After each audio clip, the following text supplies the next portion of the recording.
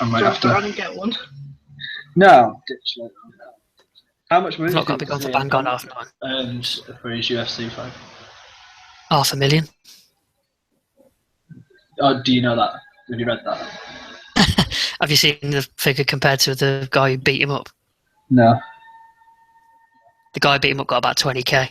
Shit. Jesus. Look, it's a good job he met weight then. Otherwise, he'd be giving 20% of his purse. Right, let's get on with it. Hello, everybody, and welcome to episode 51 of the Out of Nowhere podcast. I am your host, as usual, Michael Allen. Joining me today is Russ. Hello. And Chelsea. Hey. And the echoey Stephen. Good evening. How do all? Not bad. Do good. I'm going to start the show with some bad news, Stephen. I'm afraid I've got some bad news. Ryback has officially changed his name. So Alan is his middle name, spelled like our surname. That's not cool. I don't want any kind of, link to Ryback in any way. Well, he's almost like his brother now and then, isn't he? Fucking Ryback. But more importantly, fuck Del Rio. Right, there's plenty of things to talk about, plenty of shows to talk about, so we're going to get straight into it, and we need to talk about what happened at SmackDown's pay-per-view Backlash. So in the pre-show match, Baron Corbin and Apollo Crews had a match which I totally didn't even know was happening. Did any of you know it was happening? Nope. Didn't even know it was a thing. Didn't even see it? Nope. It was by all accounts a decent match, but it was one of those, these two guys need something to do, chuck them in a match on the pre-show jobbies, no build or anything. Well, it looks like they may be leading into some sort of feud, as we'll discuss later. But Baron Corbin defeated Apollo Crews to take that win.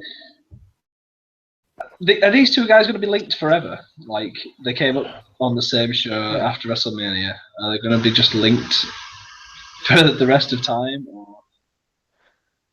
I don't think so. I think we'll see. I think we'll see Baron Corbin make a move soon enough. I don't know where we'll see. Apollo.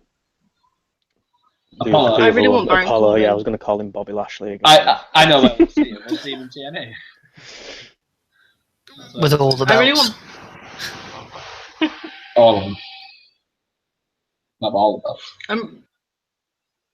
I'm really hoping Baron Corbin gets an Intercontinental title push. Is he on the right show? Well, yeah, because you can't win the Intercontinental Championship on Raw. I thought he was on Raw. Well, I couldn't. He was on SmackDown. I completely forgot where he was. Despite the fact we're talking about a SmackDown pay-per-view. Yeah, it's the same show, but it's fine. Yeah, that's okay then. That's fine. Nothing else to say. Baron Corbin beat Apollo Crews. Yay. Right, the main show starts with the SmackDown Women's Championship. Six-pack challenge, it was elimination. And the question was, who would become the first ever Women's Champion, or SmackDown Women's Champion? And, as expected by everybody, out came with the title was Becky Lynch. The Irish Lass Kicker. Russ, you love a diva, or women's title wrestler. Was this where you wanted it to go? It is, yeah. I think there's a reason they put Becky on SmackDown to kind of help guide some of the girls that have come up from NXT.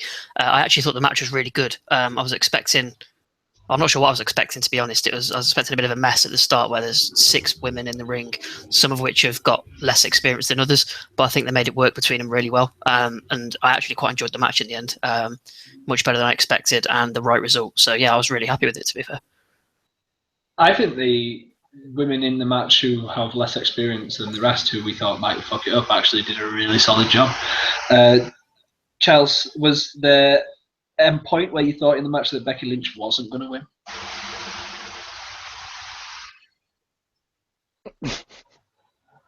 Thanks for that, Chelsea. Great insight. I literally, your microphone is so bad I didn't even hear you say my name. Is it that bad? Well, it sounds like you're in like a wind tunnel. You said that last time. I can't do anything about it. What was the question? Did you expect anybody other than Becky Lynch during the match to actually come out with it? Was there a point where you thought that maybe she wasn't actually going to come out with the title? No, I expected Becky Lynch to win. Anyway, there was moments where I thought Nikki might take it, but that was literally the only other person that I thought was maybe going to walk away. But Carmella actually did a lot better in this match. I thought when she got to when it came down to Nikki Bella and Carmella, I actually thought Carmella stood a chance. It was kind of one of those big cast moments when he was in that fatal four-way where are they really going to do it? But no, I think Becky Lynch winning it was the right idea. And she did, like Russ said, I really enjoyed this match. It was a lot better than I thought it was going to be. Naomi, actually, some of her moves were completely botched. And there was one on the ropes, wasn't there, where she tried to sort of loop back over herself and missed it completely with Natalya. 2 or 3 times and just looked horrible. But standout person for me was obviously Becky, and she was the right person to win. Yeah, I thought there were a couple of moments there where Carmella really looked like she might be the favourite to come out. But yeah, I think Becky was the right option there. Steve, anything to add to the women's match? No, not particularly, mate. I did think that I did kind of get the feeling when that, like you, that Carmella might sneak the victory with the push that she'd had the last couple of weeks. But then I think you've all summed up pretty well. Like I think the right person's got the belt for now, and it's good to see her get a chance. And obviously, everybody loves the Becky Balboa interview after the match. Let's move on to the next part of the show. And really, the next part of it was the backstage segment to get Randy Orton out of his match with Bray Wyatt, considering he is still not cleared after Brock Lesnar destroyed him at SummerSlam. And they decided to do it with Bray Wyatt just slamming a door on his leg. Is it? What's the reason that he's out? Because I know he's come out and hit a few RKOs and stuff, and he was in a house show match a couple of days later. I mean, do we know what the actual problem is? Well, there's either two thoughts on that. It's either that he hadn't passed a concussion test yet, right, and then obviously did soon afterwards because he did have a match, or there was worried about the staples. That's the two theories I've seen floating around. But, it could just be WWE reasons. We've had them before, right? Yeah. They literally could have just looked at the next pay-per-view and thought, actually, we've got nothing for that. Should we just tie this one over to the next one? Because we want to see more interviews about rabbits and snakes and 1 second to Viperville and all that great stuff that they've been coming out with. So stale, that whole thing. Anyway, let's move on to the next match. We had the Usos versus the Hype Bros in the runners-up second chance match, I guess, for the tag team titles. And the winner of this would go on to face Rhino and the one-man band at a later date. And the Usos were the one to get the win. Stephen, you might as well get it out of your way now. The Usos are heel. Yeah, I love it. Yeah, I really liked it. I know we've been shouting for it for a while that it should happen, and it hasn't. I like it. I think it's given them. I think you can clearly see that it's given them a bit of a freshness about the way that they are and the way that they look, and from even just that one performance at Backlash, you could kind of tell that they were back. They were back into it, and I think it's definitely the right move. I think the division's kind of lacking in sort of good heel tag teams and of heel veteran tag teams especially, and I think they're going to be able to do a job there, and And I think, yeah, I had no problems with how it was. I'm glad that they've turned. I just hope that they kind of keep to it. Obviously, like I loved like they kind of went all like black, black attire and stuff, kind of, to deal with the heel thing, which was great. And then the only problem I had was that on SmackDown they were in kind of white and stuff, which I would just rather them just stick to like the black and just go like, just kind of that full heel thing.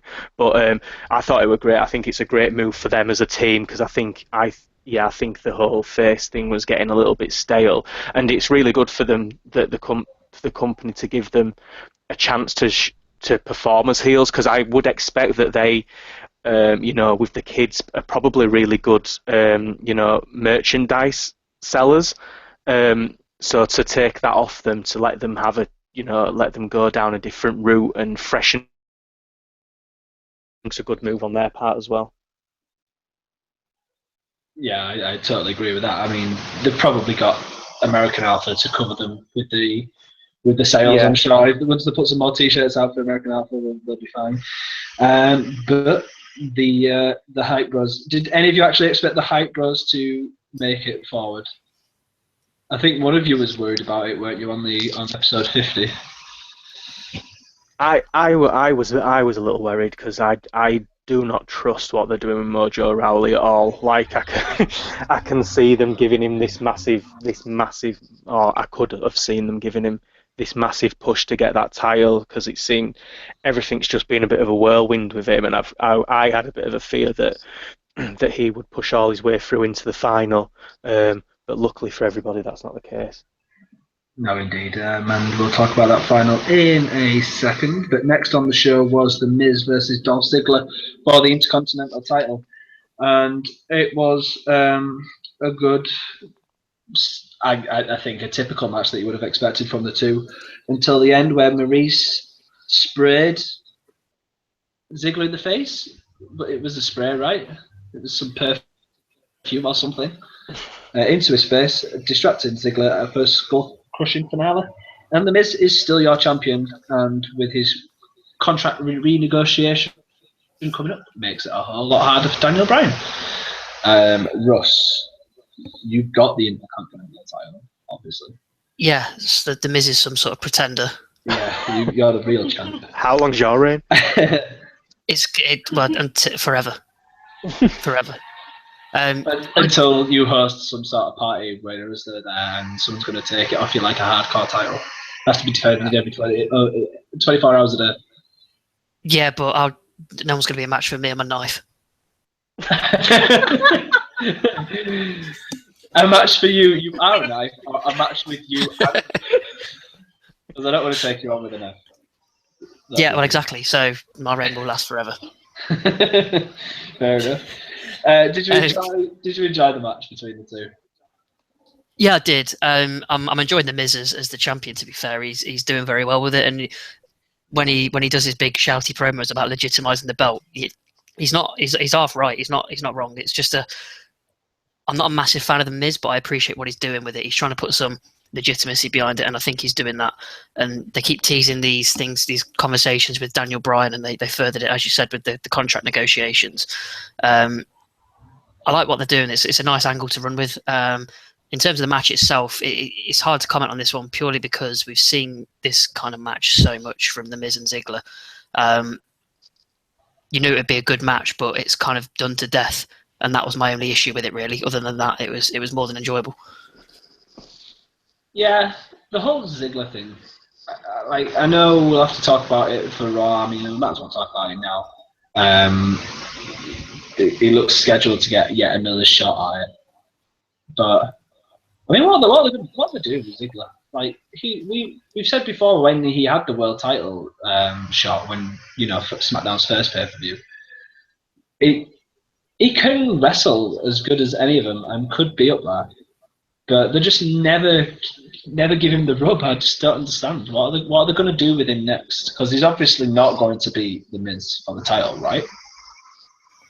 You wouldn't think so. Steve, what would you do with the Miz? With the Miz or with Dolph Ziggler? Sorry. I think he summed it up perfectly on SmackDown. That he's at a complete crossroads in the career. Like it's See one of you those. at the crossroads, that one. Yeah, them ones. It's a tough one really because like he can't. He's at a stage now where he can't change his persona. You know, he can't change the persona. He can't come in and bring a new side to him or anything like that. He's kind of, I think he is what he is, um, and that is kind of like a go-between for up and coming stars, or for if they're struggling to find a good somebody to tide over the Intercontinental Championship for a month or so until they've got somebody, until one of the up and comers sort of develop themselves. I think that's his role. I think it's just a shame really because there's just a lot of, like you've just said, there's a lot of talent there that feels like it is just being wasted. I mean, and again, like what Russ was saying about the match, it's just there's nothing wrong with the matches. It's just the same. It's just the same thing every single time. You know what's going to happen, and it don't help when you've got the commentators like basically just like saying, well, we know he's going to lose again, and that we know that this is it. It kind of just, if you didn't know that that's what he does, then you kind of know it by the end of the commentary that this is what he does. He goes into these big matches and then he just loses them. But my main issue is that he's not a credible threat to anyone given his record over the last sort of 12 to 24 months. So if you put him in a title match with Dean Ambrose or you put him in an IC match with The Miz, the match will be good, but there's no, well, will they or won't they give him a run with the belt? Yeah. They won't. So there's no tension. There's no. He doesn't pose a threat, and there's no reason to believe otherwise. That's a problem with the booking because with some matches you look at it, and you think, well, I don't know what the outcome of this is going to be, so I'm going to watch it. But with the Ziggler, you think I could skip this match and it doesn't matter because I know the result anyway. I know it doesn't make sense now, with the fact he's up against The Miz, who is probably one of the hottest heels on SmackDown, if not the hottest heel. But would it not, Chelsea, you can take this if you want, but would it not serve Ziggler well to just go away for a while? Yeah, that's it. And then come back with the heel Ziggler, which I thought was a much better Ziggler anyway. Yeah, like that was going to be my opinion if you asked me. Like, the thing, like both the guys have just said, is Ziggler is around all the time, and you never expect anything from him really. Like, if he's in a title match, he's going to lose, and he just comes out to put other people over. And I think he really could. And so I think it's at that point now where you see Ziggler and you don't really care that much, like in the matches he's in. So I think, the best thing you can do is just send him away for 6 months, give him some time off or something, and then obviously people like Ziggler, so when he comes back, people are going to be behind him, like you say, heel turn, and then give him the push that people aren't expecting him to get. And I think that'll definitely get people a lot more interested in him because, like you say, it's just guesswork now. Like, if he's in a title match, like Russ said, like there's no threat from him at all. So just send him away and have him come back and return. Well, speaking of people who there is no threat from, we're going back to Bray Wyatt because he didn't have a match against Randy Orton, but that means he does have a match with somebody. He had a no-holds-barred match with Kane, who won because of a Randy Orton RKO. Anybody care? Fuck this booking. Right. First of all, then why put Randy Orton on the card in the first place? Now, I know there's a little angle to be worked here, but my cynical mind tells me the WWE did that to make the card look better than it was going to be. Second of all, there is absolutely no way that under any circumstances, regardless of whether they're trying to set something up here, that Bray Wyatt should be losing to Kane at this stage in their careers. Kane he should be putting people over at his age and his stage in his career. And Bray Wyatt is exactly the kind of person that needs the rub in a pay-per-view match. And this is just fucking brainless, in my opinion.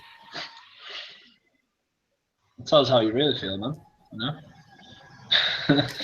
Yeah. How long have we been saying it about Bray Wyatt? How long have we been saying this is the kind of shit that he's always saddled with? And it's not changing. It's fucking bullshit, to be honest. Yeah, I mean, this could have been a nice show for Bray Wyatt to have just come over as like he won something. He injured Randy Orton. He didn't have his match. He won the match by forfeit. Sure, have him have another match with someone. Have a match with Kane. That's fine. But let him fucking win it, man. Jesus.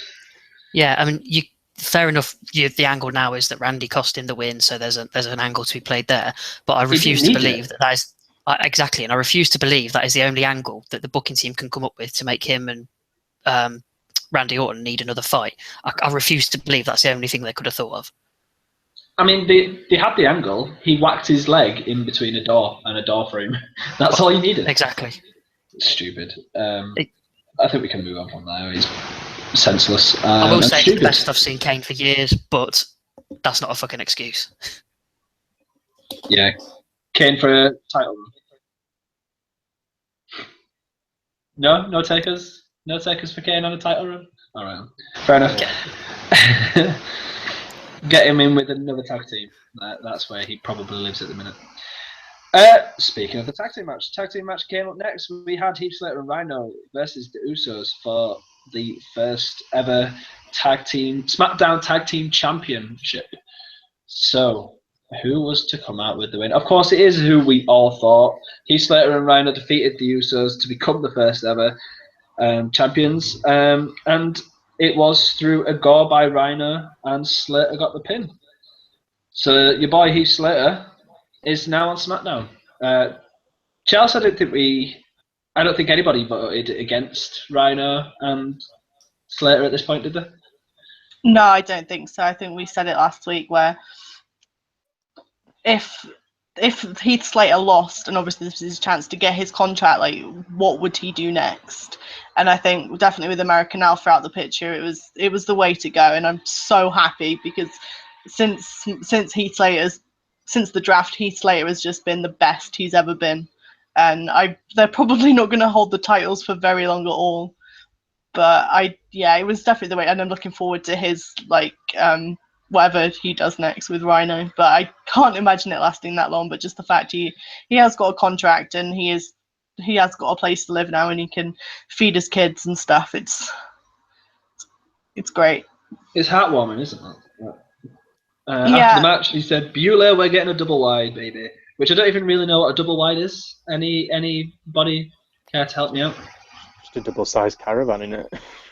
Yeah. Is that right? Is it? Yeah, a double-sized trailer. Yeah, pretty much. I would have thought. You would have thought, yeah, probably. But nothing to say about this. I guess now we're going to have them going up against the Usos some more. Potentially, but American Alpha are only sort of kayfabe on the shelf for a couple of weeks, so I can't imagine it's long before they're back in the mix.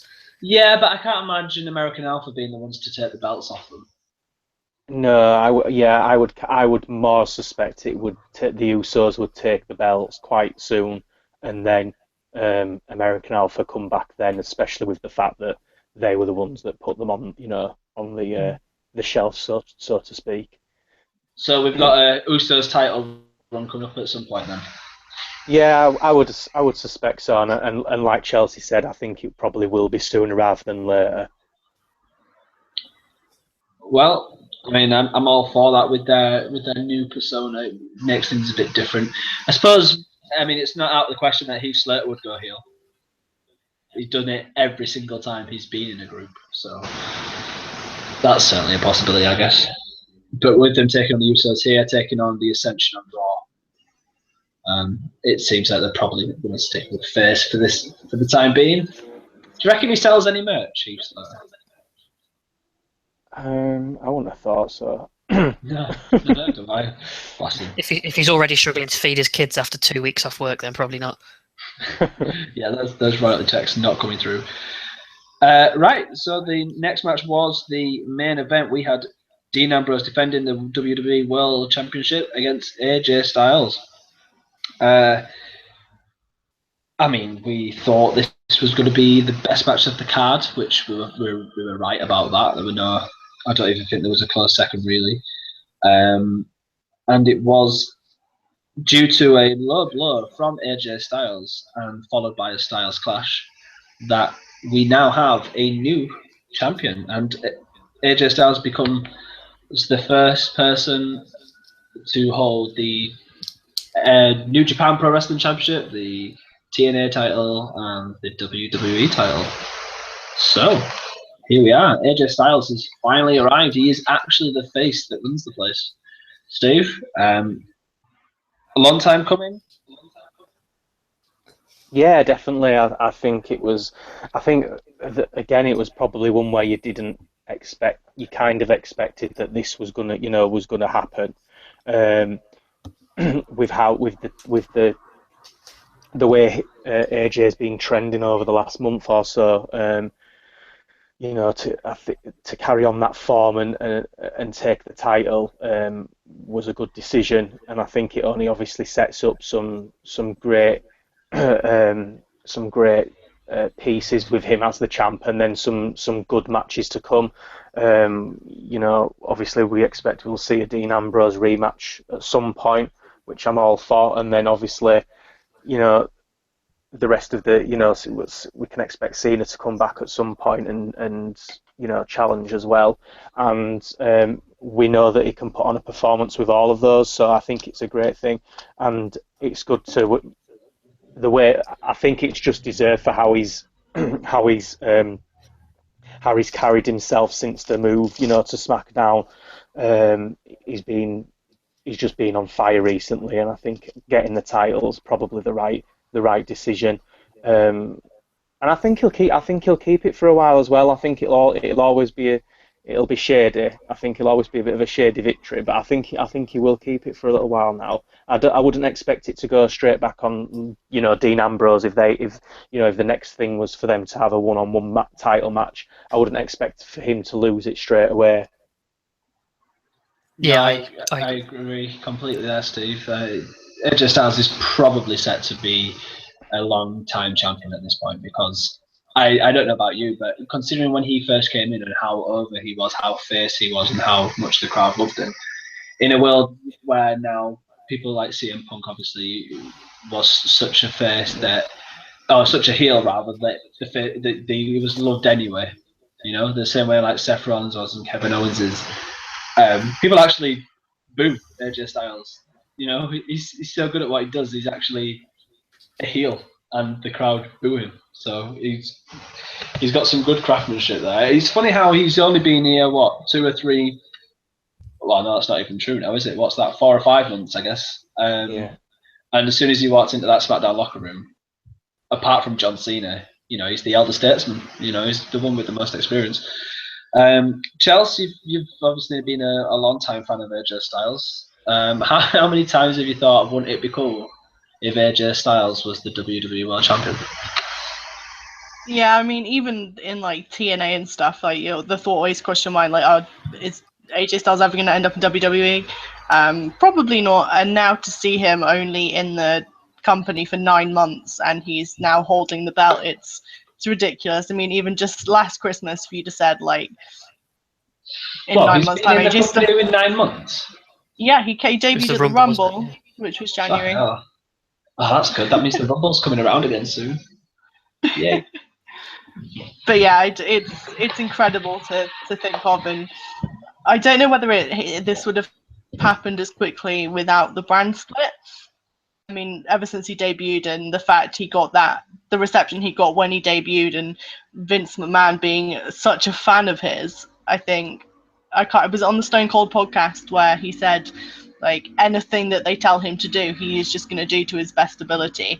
And I think everybody is so impressed with him that, yeah, I think he's going to have this title for quite a long time. And with what happened on SmackDown this week, I am so excited for what's to come with him and John Cena.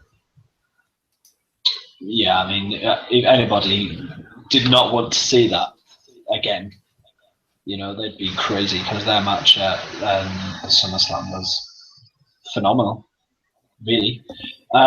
Russ, the match, Dean Ambrose versus AJ Styles, pretty great, right?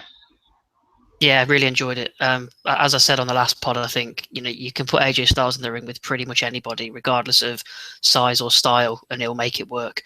That's not a slight at Dean Ambrose either. I think he's fantastic, but the two of them put on a really good match.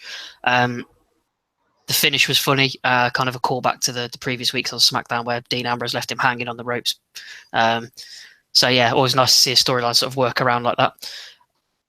And to echo Chelsea's thoughts, to see him just with the belt in the WWE and working really hard and doing really well is just awesome, because he's been around the world, and it's one of those will he, won't he, will you ever see it kind of moments. And yeah, just really happy to see it. And I also think that if he is a long-time champion, the belt needs that.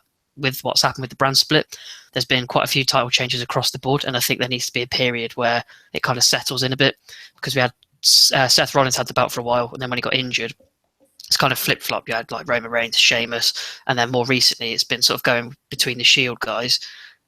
It kind of needs a bit of stability, so I think that's a good move as well if that's what happens. Yeah, I mean, who was the last long-time champ? I guess that was Seth Rollins. How long did he have it for? Anybody? It was 6, 7, 8 months, something like that. Yeah, it was 6 months.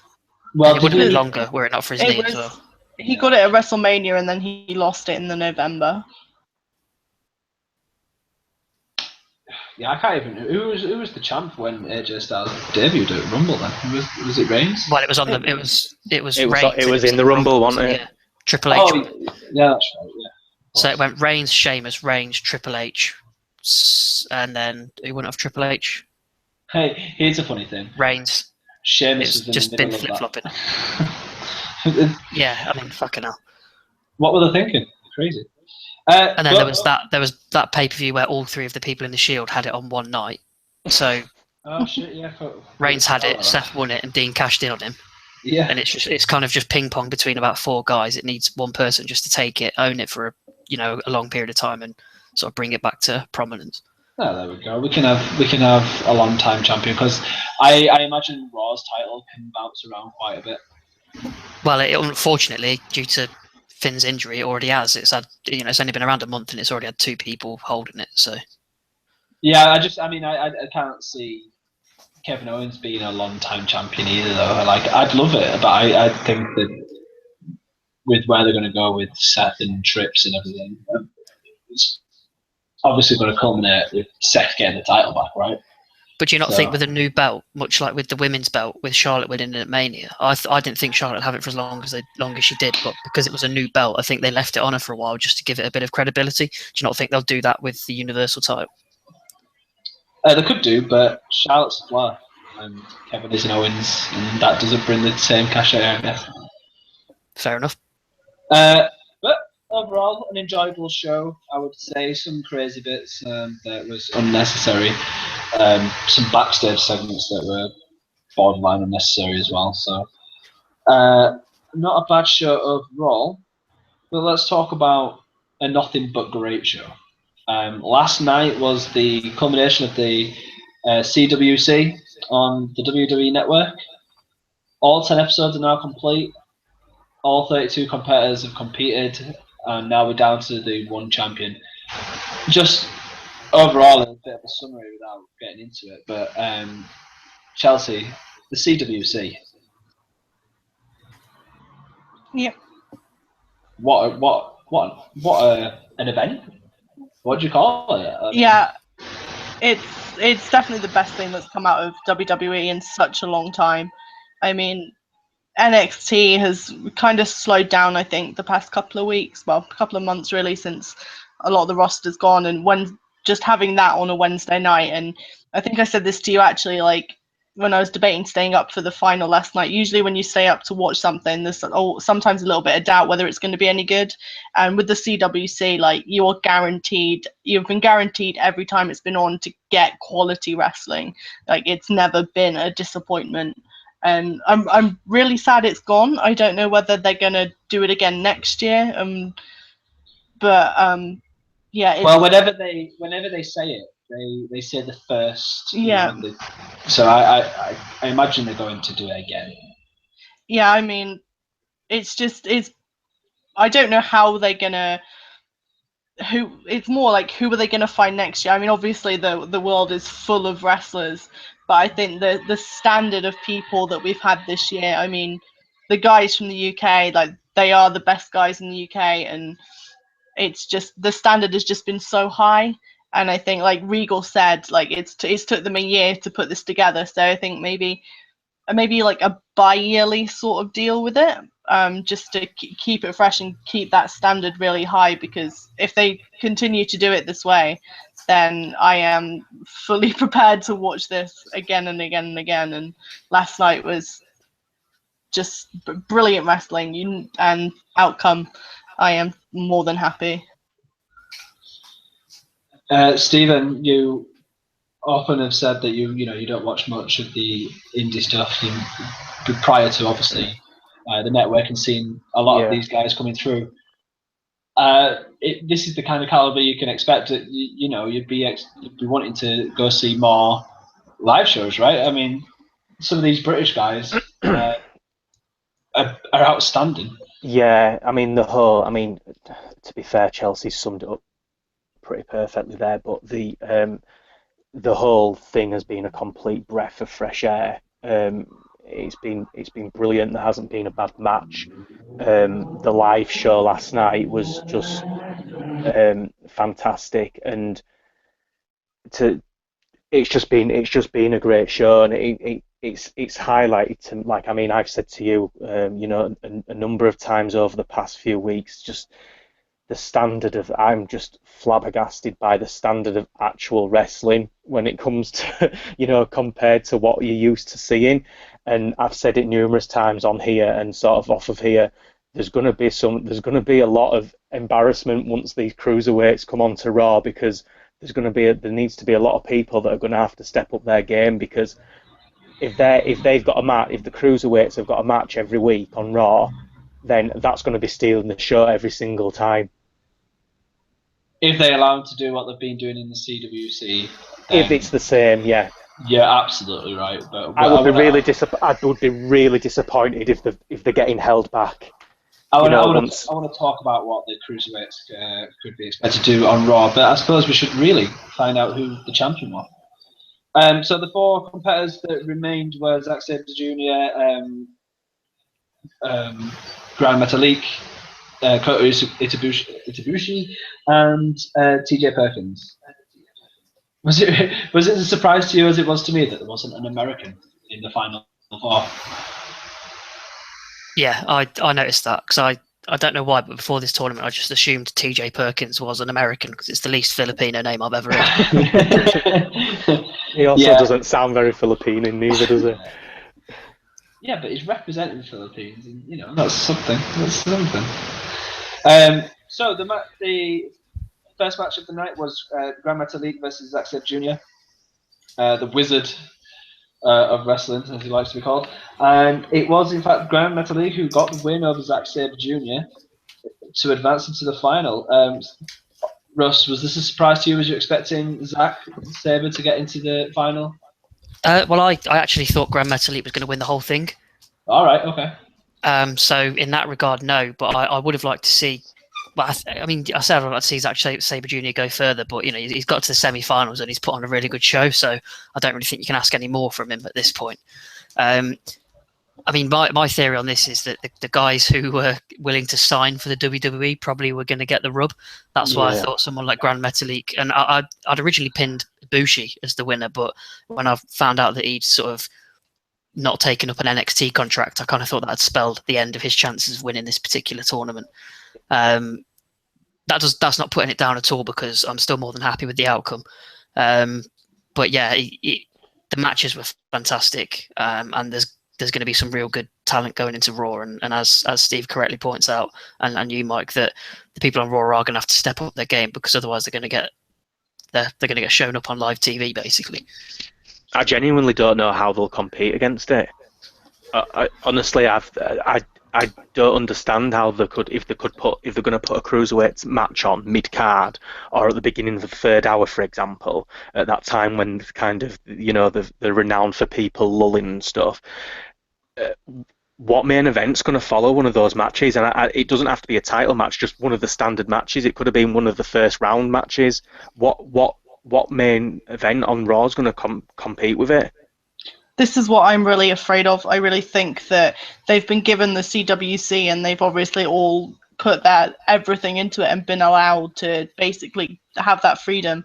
But I think when they do go up to Raw, I think it's going to be handled a lot differently. And obviously it's still going to be good wrestling, but I think the matches are going to be toned down. They're going to be a lot safer, obviously, because now these guys are full-time superstars. So then it's not going to be as out there as they have been in the CWC. And like I think Russ said it before, I'm just so scared about how they're going to handle these guys on the main roster. I'll be interested as well to see how they potentially incorporate some of the guys on the main roster who are already there that could reasonably be a part of this. People like Neville, they can quite easily fold them into the mix, I think, because they're kind of spinning their wheels, not really doing much at the minute. So that'll be an interesting point as well. I mean, if Neville isn't involved in it, I'd be very shocked. As long as he's underweight, which I'm pretty sure he is, right? We checked that in the previous show. Yeah, I think we had a look, didn't we? He's definitely a prime candidate to go in there and impress with the rest of them. I really think this is what they might start doing with Sami Zayn too. Sami Zayn is he not under the weight. Is he not a level sort of above that at the minute in the? Well, not the way they're treating him with the booking, but I would have said that Sami Zayn is not going to be involved in the CWC.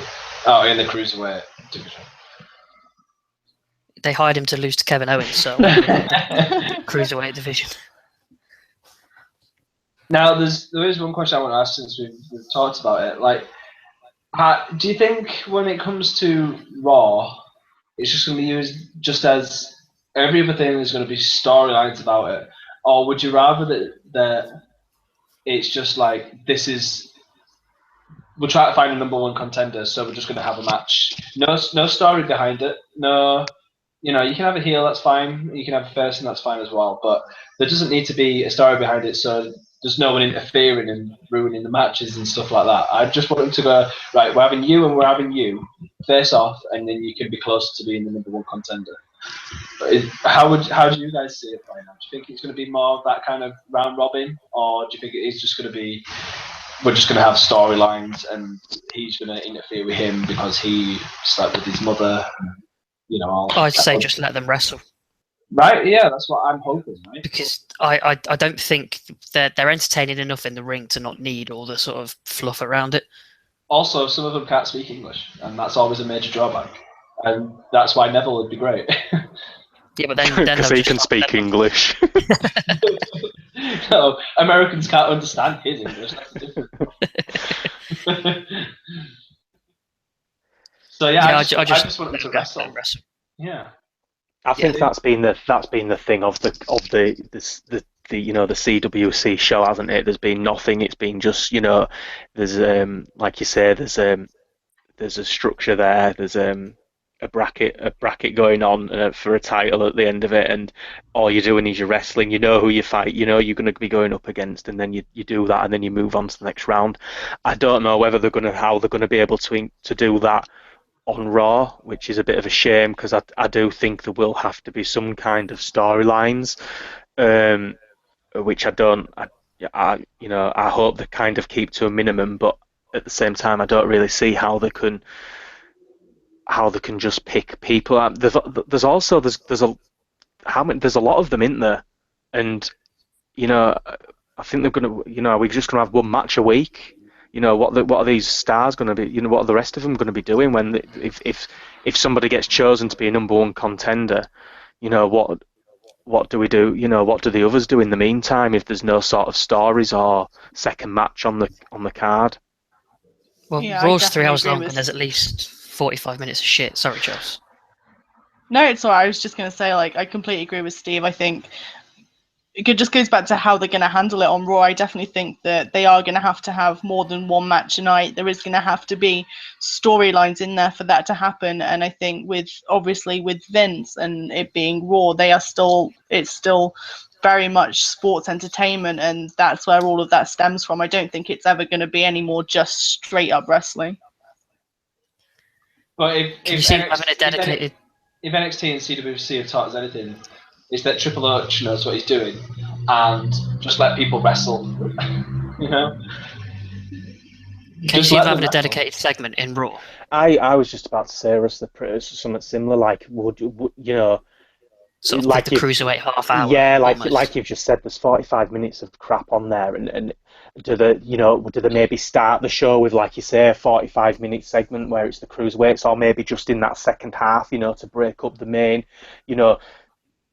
sort of set up the back end of Raw, and then cut to the cruiserweights for a sort of a half an hour segment, 45 minutes, and then move back onto the main. And that, there's going to be more than one match then, and it gives a few of them to create some stories, or just some wrestling matches, and go from there. I mean, that'd be the best way for him to do it, I think. The highs that they could reach is very high indeed, but how they get about that is a complete mystery at this point. Let's go back to the second match to find the second finalist of the CWC, and we had Kota Ibushi, who is the tournament favourite, going up against TJ Perkins, and this match was phenomenal. It was fucking awesome, wasn't it? I mean, this was up there with the Alexander and Ibushi match that we had 2 weeks ago, right? 2 weeks ago, yeah. I mean, I didn't think that would be able to be topped. I'm not sure if this topped it, but it was certainly up there with it. And it was a surprise that TJ Perkins actually got the win. So, Russ, maybe your theory of those who have signed up got the run, because it certainly seems that way. But yeah, TJ Perkins beat Kota Ibushi to advance to the final.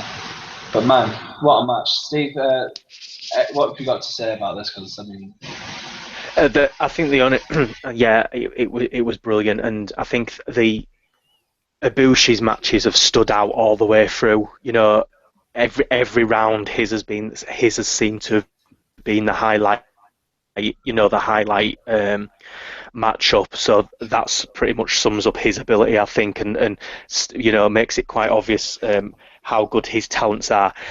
My only disappointment was the fact that I kind of found out midweek that him and Zack Sabre Jr. hadn't signed contracts with the WWE, and they weren't in the cruiserweight champion. Because they'd already in. Yeah. Now, at that point, like Russ said, you knew that they weren't going to be there, which is an absolute shame. Which is an absolute shame, because it kind of spoiled it for myself. That I knew that, because I would have called it. I would have got it completely wrong, because if I didn't know any of that, I'd have been calling Ibushi and Zack Sabre Jr. to be the final. Yeah, absolutely. And I was talking to my lad about it, who's got massively into the Cruiserweight Championship, and I was saying to him, that's it's a shame, because we know that they've not signed with the WWE. We kind of 85% knew that they weren't going to make it to the final. That's the only downside to it, but in terms of the wrestling, you couldn't ask for any more. It was it was perfect. I think the biggest downside of this entire thing is that we didn't have a third and fourth place playoff, because I know I would have loved to have seen Kota Ibushi versus Zack Sabre Jr. Yeah. Agreed. To perform that, the way that they do, where it is all wrestling, like on the main roster and stuff, when you've got your matches and there's a story going on through the match itself, and it kind of slows down the pace a little bit. This is just completely action packed all the way through. There's not a minute to to stop and breathe, to carry out. I mean, I might have missed something, but all three matches were completely flawless live.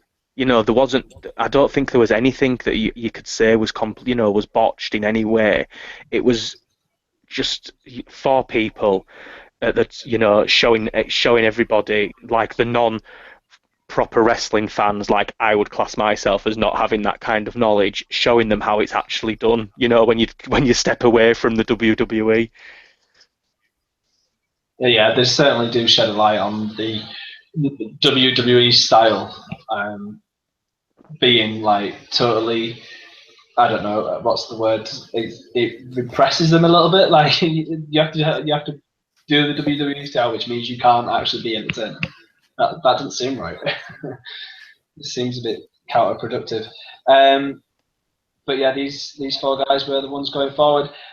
And now we're down to 2. But we couldn't have them just going straight into a match after, because that would be unfair. So we had Johnny Gargano and Tommaso Ciampa against the tag team of Cedric Alexander and Noam Dar. All 4 of these would be in the the Cruiserweight division on Raw. I thought it was fun at the beginning of this match. The crowd was chanting all these guys. That was fun. I've never heard that before. Just all of these guys. But man, this was a frigging crazy match as well, wasn't it? It just so fast. Just constant action. And it was Johnny Gargano and Tommaso Ciampa getting the win, which leads me to, I had a thought when you said, Steve, what are some of the other guys doing when we've got a title match? Are we going to have a Cruiserweight tag title? Would you be interested in that?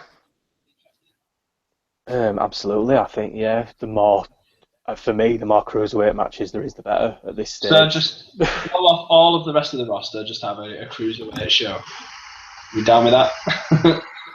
I wonder if they looked into that and how much, into having an actual 1 hour show a week like how NXT is. Put it on a Thursday so we've got no days of sleep. I wonder what kind of stopped them from doing that, because surely it must have been an option. Too much wrestling. I think that's what would have stopped them. Yeah. Like you say, if there wouldn't be a day of the week where there isn't frigging wrestling on, I think there's only so much their audience can consume. Do you think that actually would stop WWE? Yeah, I think in this instance it might have done. But I also think that you have more money off these guys, and they might see putting them on Raw as the easier way to do it. It's in front of a larger audience, really. I don't know. If you could have said to the USA Network, because it wouldn't have been on the WWE Network. Here's this thing. These are the amount of numbers it's been doing on the network, and this is how much revenue you could get in advertising. I'm sure they would have come. I think USA. I think they would say that given that the ratings for Raw haven't been great over the last 6 months, and SmackDown, the reason they did the brand split is because SmackDown was going down the toilet anyway.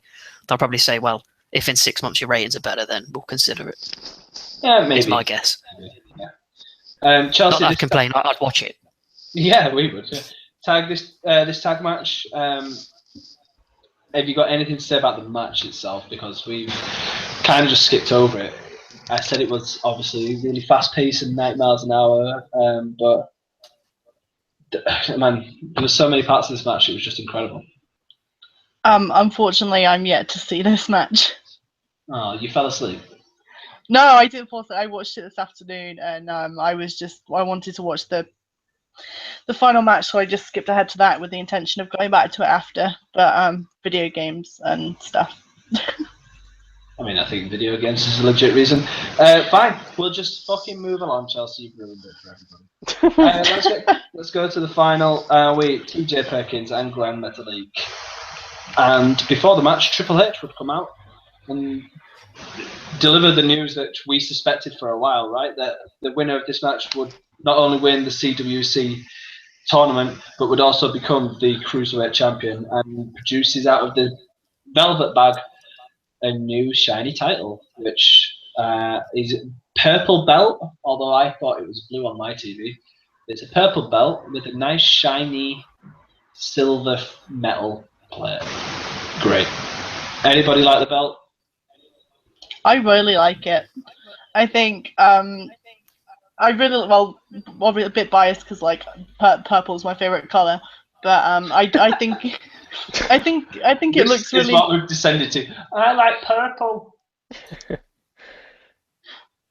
But yeah, no, I like it. Sorry, Chas, I didn't mean to derail you. No, you have. You've broken. For your purple. Like, oh, fuck you then. I like purple. All right. Steve, what did you think of the belt? I think I might be in the minority where I wasn't right keen on it, but it was.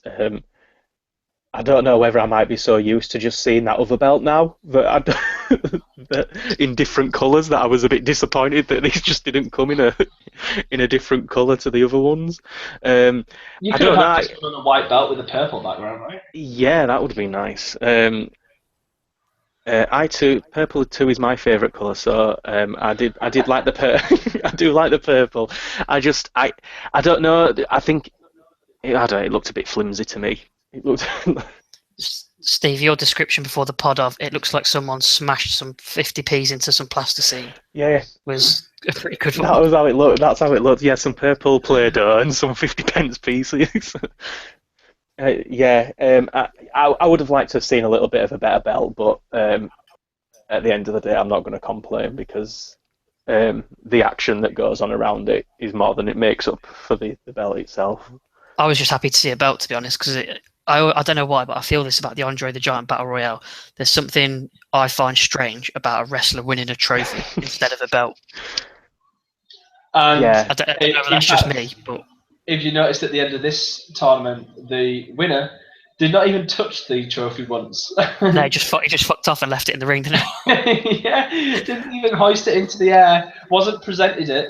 It was just present in the ring. They always the trophies always remind me of the one that out of the Karate Kid as well, which stops me from just because I'm just expecting the crane move at any time and Mr. Miyagi to pop up. That would be weird. Just for no reason whatsoever, just get some wax on, wax off. just completely random. Right, so who was to become the first ever Cruiserweight champion? Well, not first ever, I guess. The first new Cruiserweight champion. TJ Perkins, Grand Metalik. Who did you expect was going to win out of these two? Russ, you obviously thought Grand Metalik, since you've already said that. I did, yes. Steve? Yeah, I thought Metalik as well. I got it completely wrong on everything. So, without doubt, bet against Steve. Chelsea, who did you think was going to come away? I thought it was going to be TJ Perkins, and I was very happy when he did win. Yeah, it was the boy TJ Perkins who came away with the win. But this match was, I mean, great.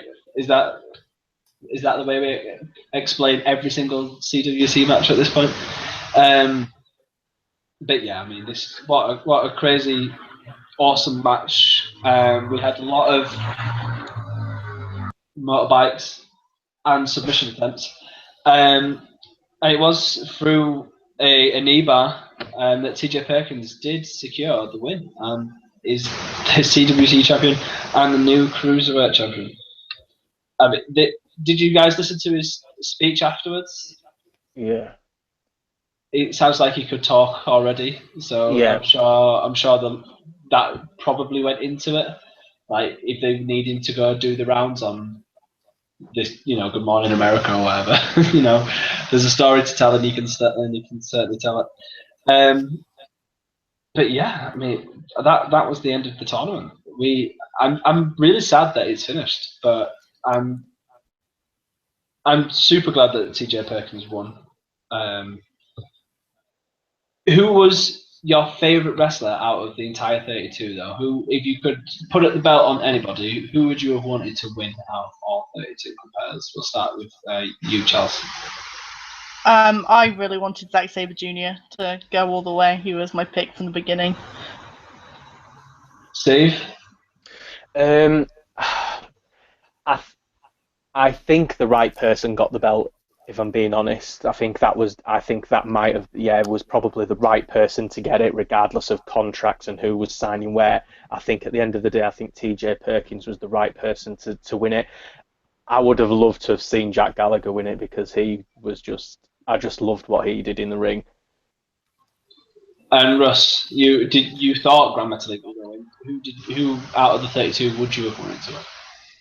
In an ideal world, I would have had it on Ibushi, and he would be in the WWE because that boy is fucking dynamite. Honestly, he'll come to WWE one day, I'm convinced. But he is properly good. Yeah, I mean, it sounds like at the minute the only thing he didn't want to do was not be in Japan. So I guess he has some homesickness or something that just meant that he wants to be back home. I read an interview and he kind of said he didn't want to be tied down to one location at this point in his career. He's quite happy just traveling around doing brief stints with promotions here and there, and then I think at a later point when he decides that he wants to a certain company, we'll see him in the WWE, whether that's through NXT or straight to the main roster, I don't know, but I'm a massive Ibushi fan after seeing him briefly in the CWC, and I'd love to see him exactly. Right, let's play a fantasy matchup. Kota Ibushi versus Shinsuke Nakamura. Yeah. We buying All that. day. Let's go with Brian Kendrick versus Finn Balor. That'd be fun. Kendrick's an honourable mention. He was my second choice after Ibushi, to be honest. Well, that's sorry, I was on mute. If Ibushi and Nakamura have already had a match, it was at like Wrestle Kingdom. I want to say 9, and I've seen it's absolutely incredible. So if that's a dream match, just go watch it. I think I might, because I don't think I've seen that. So I will certainly look that up after this, because I'm sure I can find it on the Great Wide Web. The good thing about this whole tournament is that some of the guys that we've mentioned there that we want to see, we are going to see. They have been signed, so Jack Gallagher will obviously be at the tournament, which is great. It is unfortunate that people like Zack Sabre Jr. and Kota Ibushi not, but I guess they're the only two really noteworthy ones that are not signed up. Because the second, my favourite match of the whole entire thing was the Alexander one, and Kota Ibushi. And if they hadn't have signed Alexander after that match, that would have been a travesty. Because that was the match of the tournament for me. Any of you got a match of the tournament? I think Ciampa versus Gargano. Oh, great match. Yeah, I think for storytelling, that one was really good. But any of Ibushi's matches, like I said earlier, for me, for every round, his match was the standout one. So I'd have to agree with what Russ was saying earlier about him. You know, he was clearly the the star of the show. Any of his matches were literally outstanding. Well, he is the golden star, right? Very much so. Russ, any favourite matches specifically, or just all of Kota Ibushi's? All of Ibushi, but in terms of an individual match, contained story and the wrestling within it, I'd have to agree with Chelsea. Ciampa Gargano was properly good. We're going to get a heel turn at some point. We've got to get a heel turn at some point. Definitely. I think that kind of wraps it up for the CWC, but I have one final thing that we've got to kind of give props to, and that's the commentary team. I cannot imagine watching the Cruiserweights on Raw without hearing Daniel Bryan or Royal's voice, you know? Oh, fucking... They're going to butcher it, aren't they? Apart from Graves. Yeah, Graves is going to be fine, and we're going to have Michael Cole and Byron Saxton boring it up. Not knowing what the fuck they're on about. Ronaldo's an absolute machine. How does he know so much? He doesn't seem to have been commentating in the WWE for more than 6 months, but he still knows more than anyone else. He knows every move ever. He calls every move somewhat completely different to everybody else. The guy is amazing. But yeah, Daniel Bryan. Next commentator on Daniel Bryan needs to be in a commentary booth and not behind a desk. He needs to be in the ring, mate. I think we all agree there then. Excellent. Right. We do have SmackDown and Raw to talk about, but we're going to go and jump through them really quick because after the CWC, the only way is down. So, we had Sasha Banks and Bayley in a triple threat match with Dana Brooke. And I guess the person who won would earn a title shot. And it was indeed Sasha Banks who got a pin on Bayley. Anybody surprised by that? I thought that maybe that Dana Brooke was in there just to be the pinfall, you know, or the submission. But it was in fact Sasha getting a pin on Bayley. I think that might be a bit of a tease towards those two reigniting an old feud. I think so because before that, Banks did say in the interview that Bayley should have to get back to the back of the line, and when it comes to the title, she has no friends. So I think that is a bit of foreshadowing there. But I got to admit, I've not watched any of Raw. There was far too much stuff going on to watch. Too much wrestling, too much football. So I've not actually watched any of this. Bo Dallas defeated Brandon Scott. What is this with Bo Dallas and his serious Bo Leave gimmick? What's going on? He's going to have to beat every jobber in the Northern Hemisphere for me to take him seriously. I mean, let's be honest. Until he's beaten the guy with no chin, he's worth nothing. Well, the guy with no chin was he appeared on SmackDown, so I think they've made a massive coup signing him because that guy is absolute money. Do you think they paid his travel expenses, or he just happened to be there? The better have done. I love him. He probably just turns up outside the building with his lunch every day and sits there waiting to let him in. My favourite part of it, we'll talk about it SmackDown probably, but my favourite part of the whole week was he got the skull crushing finale on the ramp, and JBL. Keeps taking pictures like that. JBL said, "Oh, he landed right on the chin. That's got to have hurt." Well, if he had a chin, it just cracked me up. Anyway, let's move back to Raw. Sorry. We had Cesaro versus Sheamus in match 5 of the best of 7 series, and Sheamus is up 3-1. What a surprise! The series continues. Cesaro defeated Sheamus, so it's 3-2. Does anybody still not give a fuck? Can't give a shit. Right. Excellent. We'll get to match 7 and then we'll care, I guess. We had some backstage segments and the usual Rollins, Foley, Stephanie McMahon interactions. But the next match was Nia Jax against Alicia Fox, and the match was stopped by the referee in favour of Nia Jax. So she's still crushing.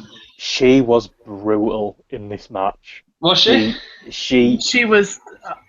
She absolutely destroyed her. She had her on the outside, and she had her by the hair, and she swung her backwards and forwards into the barrier like she was a teddy bear.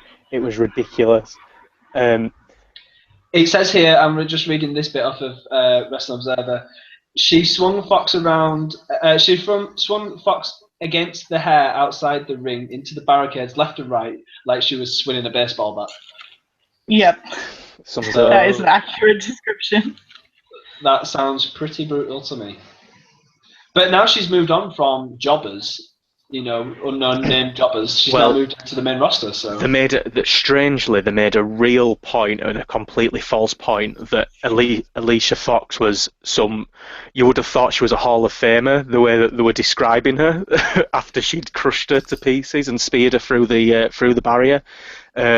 So they're definitely trying to push that this has been a massive step up for her by going up against her. So hopefully she starts taking on the rest of the roster now, and if she performs like that, it's not going to be long before she's in the title scene as well, because, well, she should be really, shouldn't she? Because without being funny, you wouldn't think many are going to stop her.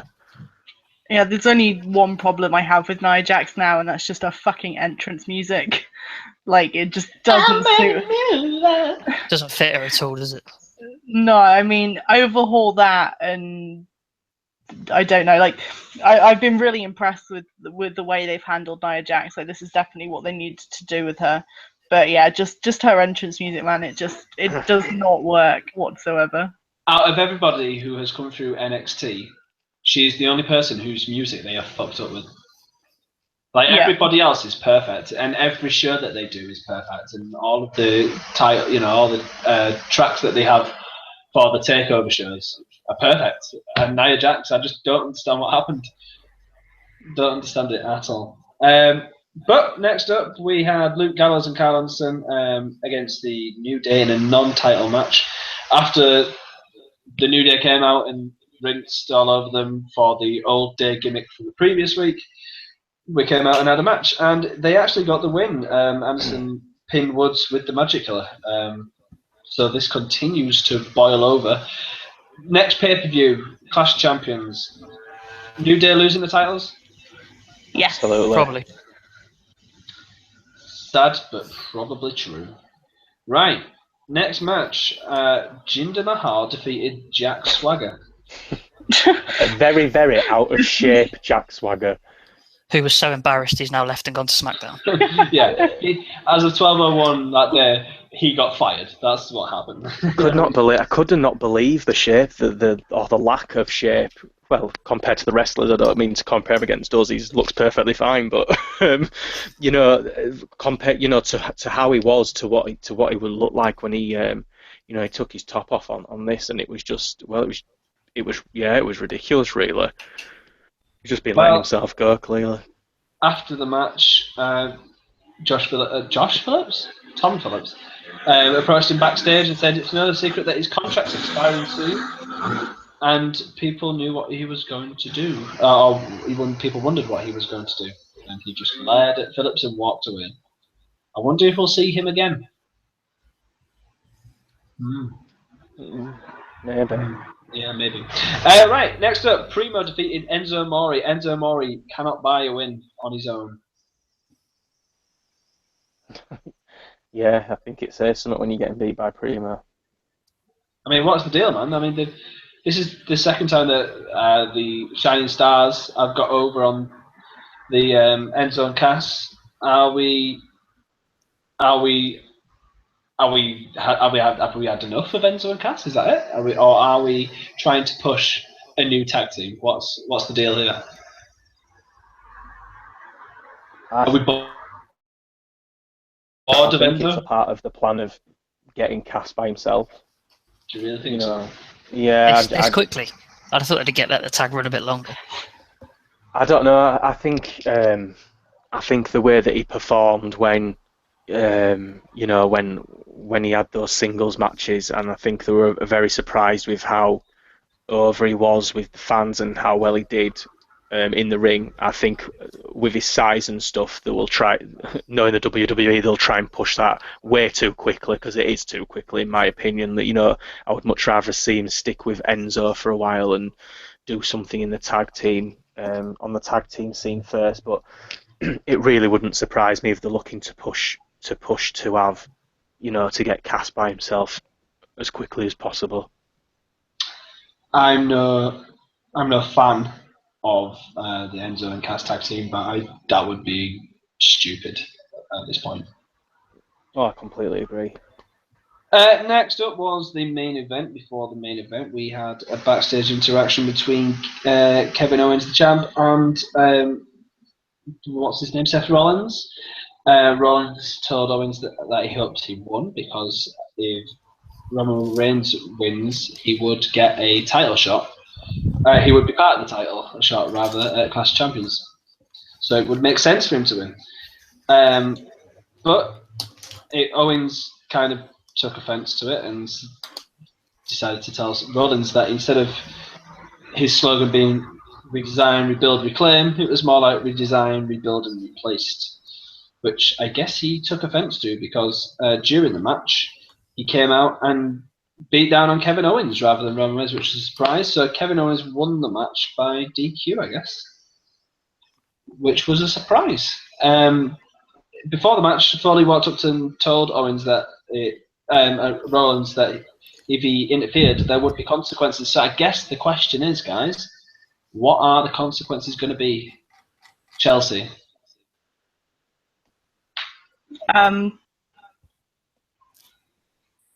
You weren't I haven't seen it. Yeah, but what are the consequences going to be? Like he said there would be severe consequences if he interferes. Is he going to pull him out of the title match? I don't know. I think anything that Mick Foley tries to do with him, I think Steph is just going to counteract. I don't know, because Steph's kind of been off of, like, she was kind of the one that wanted to suspend him last week, didn't she? And Mick was the one that sort of said, we're not suspending. If I don't know if you saw the previous promo between them, where earlier on in the night Seth went and spoke to Mick and said, what's going on? We're on the I thought we were getting on the same page, where you didn't suspend me, and you said that I was, one of the stars of the show, and you gave me my title shot. Why have we got Roman Reigns involved? I'm not right sure of what the consequences will be, but I really expected when he started, when the number of referees came out to pull Seth away, and Mick Foley came out and said, take him, move him away from Kevin Owens, type of thing. I was half expecting a handshake. He was going, oh, there's going to be consequences now. I told you about this. I was half expecting them to be a handshake between them, and kind of like Mick Foley be pissed off at Triple H for interfering, and obviously Seth pissed off for the same reason, and forming some kind of alliance and getting a little bit of a heel turn from Mick Foley. But alas, that didn't happen. They just sent Seth back to the to the back, and he wasn't seen again for the rest of it. So I don't know. What's the consequence that he's taken out of the match? They're not going to do that, are they? I mean, it seems at this point that Roman Reigns is going to be tied up with Rusev anyway, right? Because Rusev came down. Oh yeah, of course. Yeah, I've match. totally forgot the end of the match. Yeah, and annihilated him by all accounts. But I suppose the question is Rusev just going to be put part of the main title scene? So we have a fatal four-way. No, I wouldn't have thought so. Not with them having the US title at the moment. I don't know. I don't know because I can't see Roman going for US title neither. I don't know whether he'll you never know, maybe in the long run it might come out as Mick Foley and Seth working together, and I've just called it a week too early maybe before or a couple of weeks too early. But I mean the only consequence he could do is maybe say you've got to fight this opponent this week, and if you lose you're out of the title scene and this person's in as something. I don't know. It was with no chin. Yeah, it was a strange one how it was left, because like I say, Seth was just sent to the back, and that was the end of that. We didn't see anything else. We don't know anything about it, so they've left it really open there. But by all accounts as well, that match was one of the best main event matches on Raw for the year, so I'm certainly going to go back and watch that one. But that was Raw covered. Let's quickly go through SmackDown, and that would be a wrap for us today. It has been a lot crammed into one show, so sorry for it being so lacking of detail. AJ Styles comes out to be hailed as the new champion, I guess, to a big pop. He comes out and says he is now the face that runs the place. He is the champ that runs the camp, which I fucking hate that one. Really do hate that one. But I guess he's doing his job. Puts on the Xbox. Chelsea's what? You've just turned on the Xbox. We heard. No, I haven't. We heard. Anyway, out comes John Cena, making a return from SummerSlam. Comes out, says, "You've got something of mine." He is tossed back the armband which he left in the ring, and John Cena says, "No, not that. I'm talking about the title." So John Cena's back, and he wants his World Heavyweight title back. Out comes Dean Ambrose, and basically John Cena said that Ambrose has been lacking, as Stone Cold said on his podcast, and that he's got no balls, which the crowd absolutely loved. It turns out, to get over, just say that someone's got no balls. The crowd were just unbelievably behind Cena Tuesday night. Like, it was the first time in I can't remember how long that 99% of the crowd were like chanting his name. Like, it was ridiculous not to have that 50-50 split.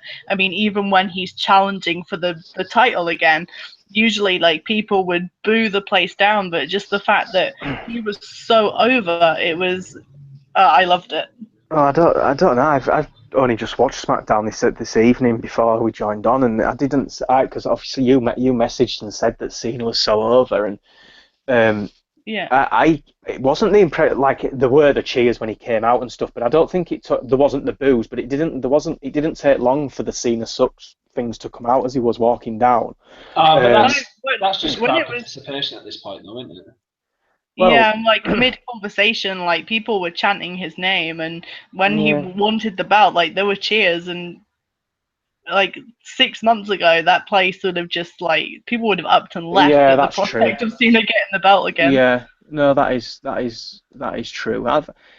Do you think that's more? Do you think at that stage when he's talking about taking the belt, do you think that's more to do with Cena or more to do with the fact that Ambrose has seemed to be getting less and less over with the crowd recently. I've kind of got the feeling that there's been a little bit of a tiredness towards Ambrose and holding the title and his kind of thing at the moment. Yeah, my personal opinion anyway is that I'm glad that Dean Ambrose doesn't have the title anymore. I mean, he didn't really do a lot with it, and yeah, I am just a bit meh about him at the moment. And I don't know about you guys, but I do feel that's the genuine opinion of people at the moment. I think the problem with Ambrose is, as good as he is in the ring, and he's a really good worker, that when you scratch, even a millimeter below the surface, you realise there's not actually a character there. The commentators are always saying how crazy he is, and he's a bit of a lunatic, but he kind of just doesn't have a character. I think you're right there. I think after you kind of hit the nail on the head. After you think, oh, he's a bit crazy, that's it. There's nothing else there. And I felt since sort of since after the Ziggler match and he moved on to this, I felt the crowd getting a little bit tired of Ambrose, and the thing is, like you've just said, it's the same thing, isn't it? Every week he does literally just does the same thing of I'm crazy, I'll do this kind of thing, and then that's it. And I think that might have played a little part into the fact why a lot of people were so over when Cena was saying he wanted to challenge for the title. Not that I'm complaining, because I'd like to see him give it one more go, to be fair. We do have that opportunity as the match for No Mercy, which is making a return, thankfully, because I love the No Mercy pay-per-view now. We're going to have a triple threat match. So AJ Styles, Dean Ambrose, John Cena, all for the championship. But I guess if we all assume that there's going to be a long run here for AJ Styles, we're all going to think he's retaining. I'd say so, yeah. Yeah, I think if he doesn't retain, I think there's no doubt about John Cena matching Ric Flair. So I think maybe if he does win, they might do it as he wins at the pay-per-view rematch the next SmackDown and AJ Styles wins it back. But I definitely think that Styles is in it for the long run. But I think it's just a bit weird that they've brought Cena out for that now. Yeah, I was just going to say the same thing. Like maybe in 4 or 5 months' time, like heading towards WrestleMania or something like that, that's when they bring John Cena into the equation with AJ Styles. But I just think there's no doubt in my mind that they are going to match Rick with Cena, and I just think it's really weird that they've started that already. Yeah, because he's sort of because he's now gonna, if how we expect that AJ is going to keep the title for a while, he's going to have to lose the title, go off the scene for a little bit, and then come back and challenge again. Whereas, it would have made perfect sense. Well, the whole thing doesn't really make sense, like you were saying, because it would have made more sense for the next thing was Ambrose to come out and say once his rematch, and we would get the rematch first, and then build into something with Cena, rather than sticking them in a triple threat match. Crazy thought. This is just another WWE way of trying to get WrestleMania to be massive. Cena at some point will win the belt and lose it, and then at WrestleMania, they can book it as this is the record-breaking WrestleMania. Yeah, possibly. Yeah, that could work. They'll get The Rock to come out and announce it. You're laughing, but it could just be that The Rock's the champ. Oh, he's fuck off. Look, it's happened before. Let's go with Taker being the champ, and don't give me. and Cena taking it at WrestleMania, and Undertaker losing at WrestleMania again. I mean, I always thought that this WrestleMania coming up was going to be the John Cena Taker match. But yeah, with this whole John Cena with the AJ Styles thing now, I really think that he's either going to, like you say, Michael, win the title soon and then go for the win, obviously, at WrestleMania to beat Ric Flair. But I definitely think that when John Cena either matches or beats, it's a WrestleMania moment, isn't it? So is Ric Flair's record a glass ceiling now? Are we not allowed to go any higher? Is 16 it? No, I think. Because I mean, on I've said. on SmackDown, he didn't ever say he wants to beat the record. He just said he wants to match the record. So, who wants to match the record? Go beat the fucker. Yeah, but no, I've said all along that I think John Cena is going to be the person that they give that to. But how long it takes, I don't know. Whether he just matches him for a few years, and we get that in a few years' time before he retires or something like that. But it's destined to happen. I think it's the obvious choice for anybody to beat it. Any other thoughts on that before we move on? No. Okay, well, the end of that segment was that John Cena and Dean Ambrose would be teaming up against AJ Styles and a partner of his choosing. Right, next match. Usos defeated the Hype Bros. Who gives a fuck? They were in white. Were the Usos? Stephen don't like it.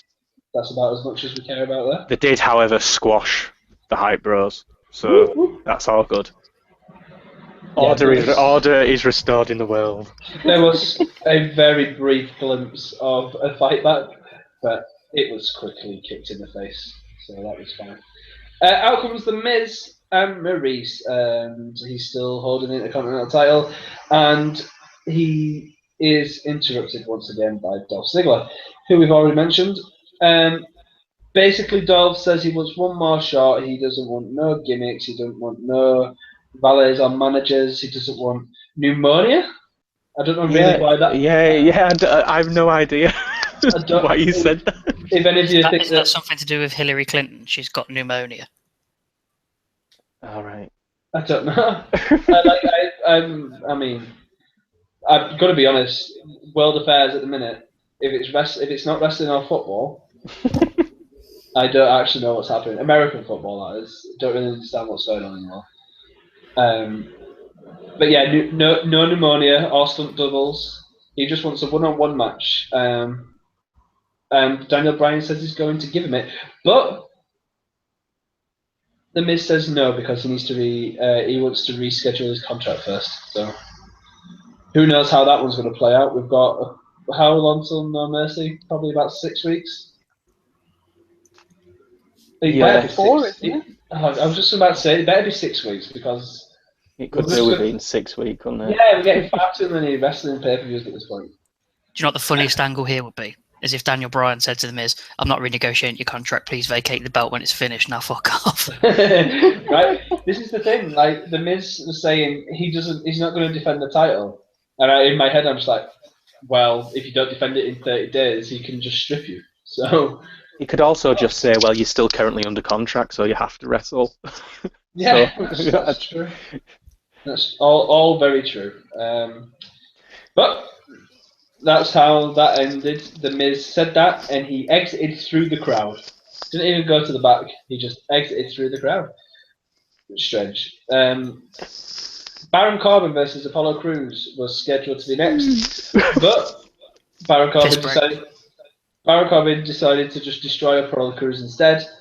Hit him with the what is his finishing move called? Why have I End of days. Hit him with the End of Days. Thank you.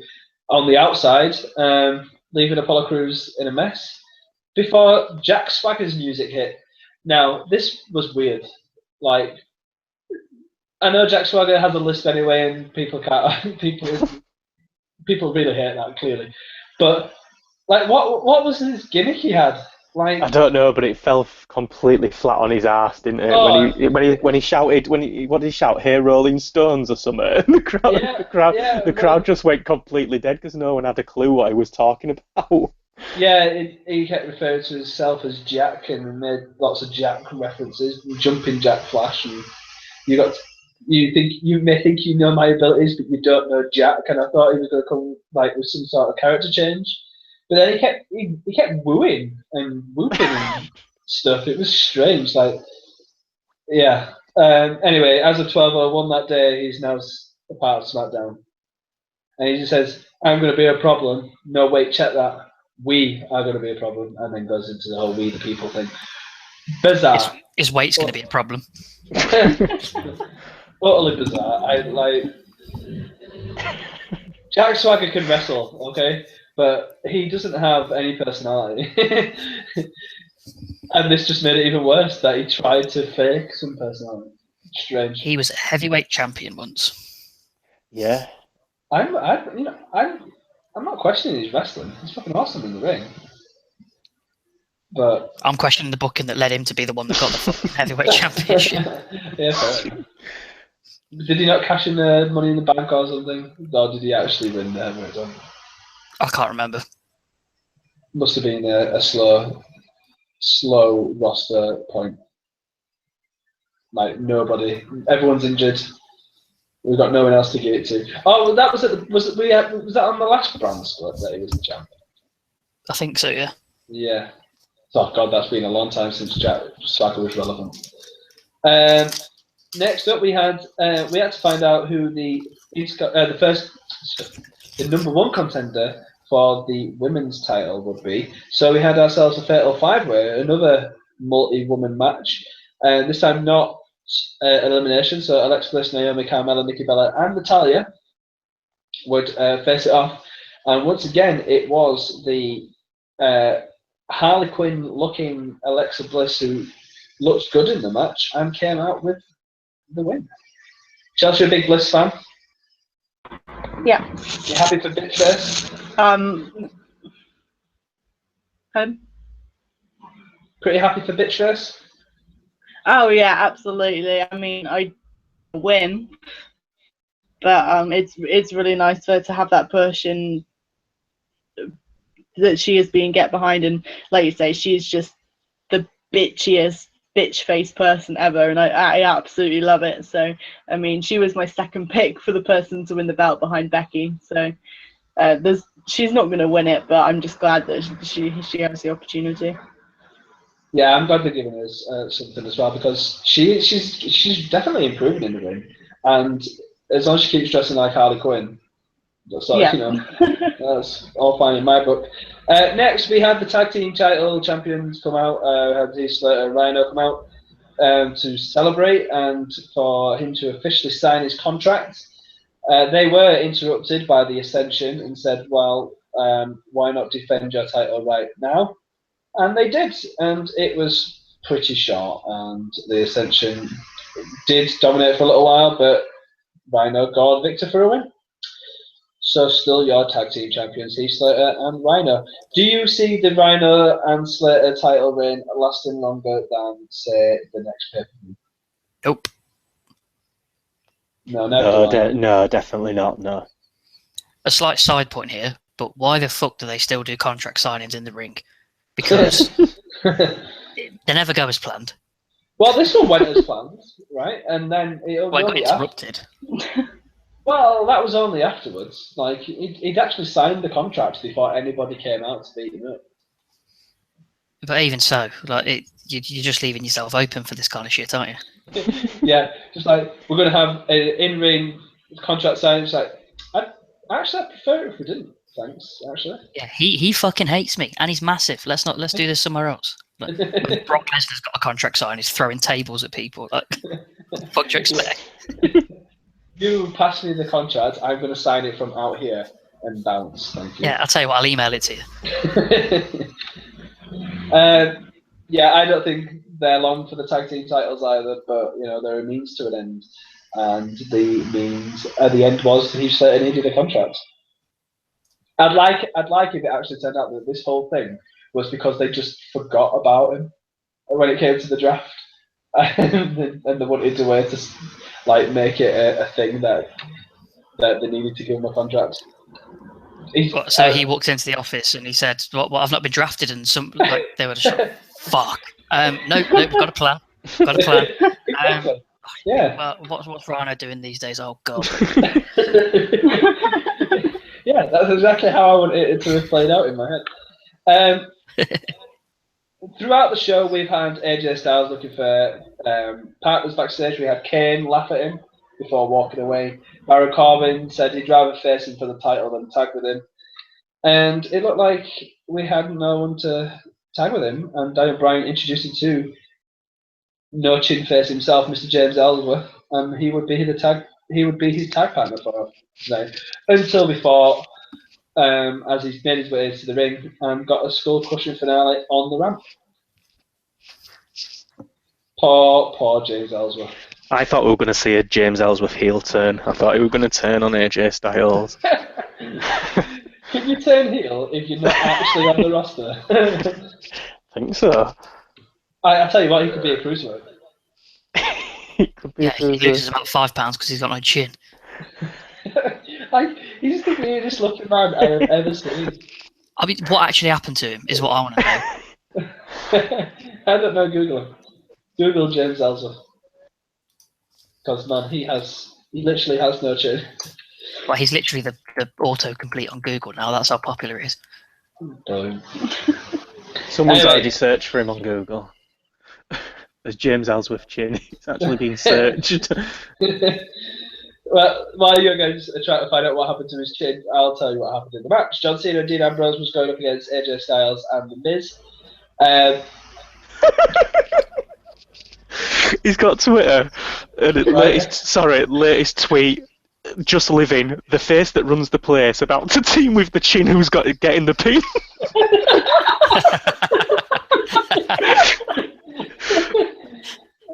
At Ellsworth WWE Raw. Well, he knows what he's doing, doesn't he? That's got to be a spoof account. I hope it's not.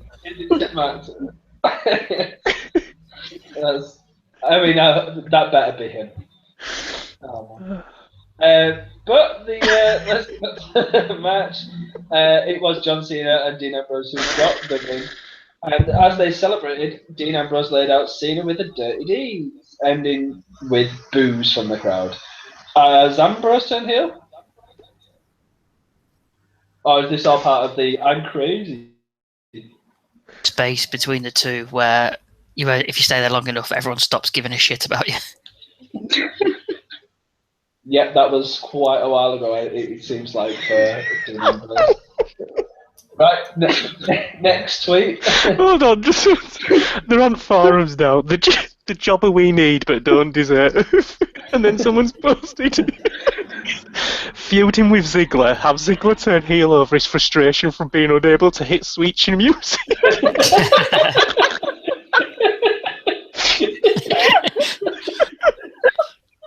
Another one from his Twitter. Well, that didn't go well. Might change it up and do body paint and wrestle his chin Balor.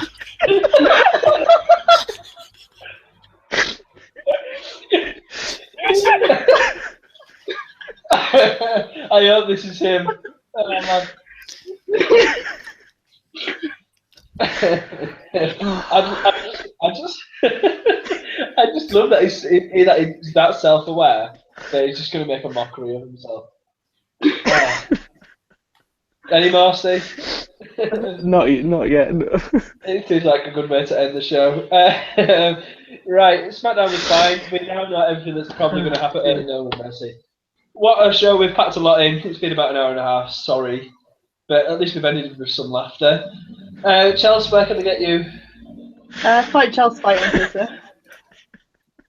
Ross, where can they find you? At Russ Porton, but I might have to change that to Chin Balor. Stephen, start us off with another one. I ain't got one, sorry. Oh, you loser. You can find us at Out of Nowhere Pod on Twitter. Thanks for Oh, hang sticking on. with No, us. fucking just a minute. Yeah. Steve, Yeah. my Twitter account ain't your Twitter account. Oh, he. It's alright, I heard your little slight at me on the podcast saying I've brought no followers whatsoever on posts. Horrible bastard. To be fair, I didn't get any either, so don't worry. And on that one, you can follow both Stephen and Russ at this point. This has been the Out of Nowhere Podcast. Back here. Goodbye.